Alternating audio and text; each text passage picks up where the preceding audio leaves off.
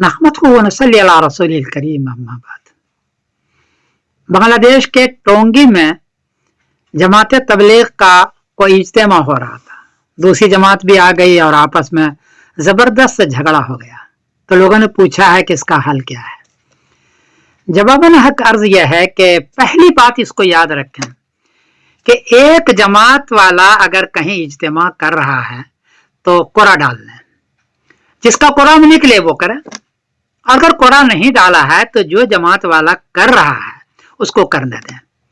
आप वहां एक महीने तक उस जगह पर भी न करें और एक महीने तक उस एरिया ही में आप इज्तिमा न करें, क्योंकि आप इज्तिमा करने का मतलब कि भाई मेरी साख वहां बैठ जाए या हम अपना काम कर लें। भाई साख नहीं बैठ रहा है, उससे तो दोनों जमातों का भद हो रही है, दोनों जमातों को लोग बुरा कह रहे हैं।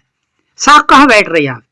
इसलिए पहली बात यह है कि जो जमात वाला कहीं काम कर रहा है, इज्तिमा कर रहा है, तो उस एरिया में या उस जगह पर एक महीने तक आप इज्तिमा न करें। ये पहली भी मेरी राय, वरना इंतशार होगा, इख्तलाफ होगा, झगड़ा होगा। दूसरी बात यह है कि जिस मस्जिद में आपको जाने की इजाजत नहीं है आप न जाएं।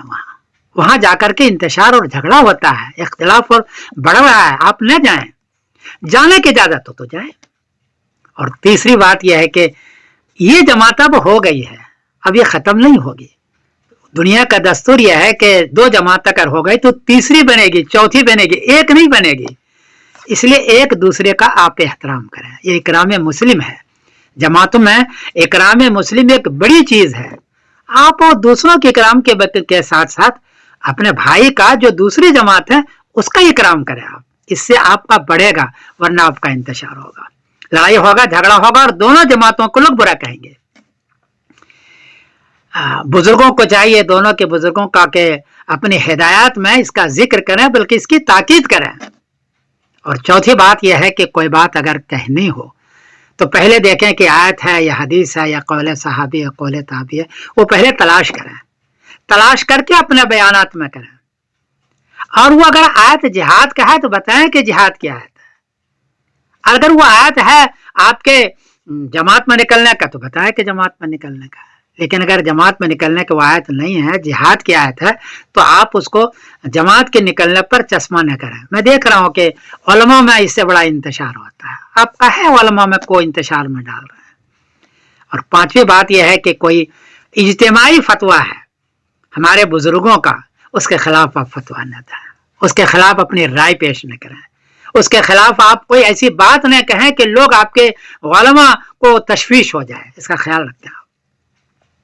और पांचवी बात यह है कि अपने बयानों के अंदर मकातिब का, मदारिस का, खानकाहों का, इनका बड़ा रोल रहा है तबलीग करने में, इसको लेके चलें, उसकी भी तारीफ करें कि वो भी हैं, हम भी हैं। सिर्फ अपने ही कि सिर्फ हम ही हैं और वो नहीं है, ऐसा इशारतन के नायतन भी न किया करें, बल्कि उनको लेके चलेंगे तो वो आपके साथ होंगे, आपके मावन बनेंगे और आपके काम की तरक्की होगी।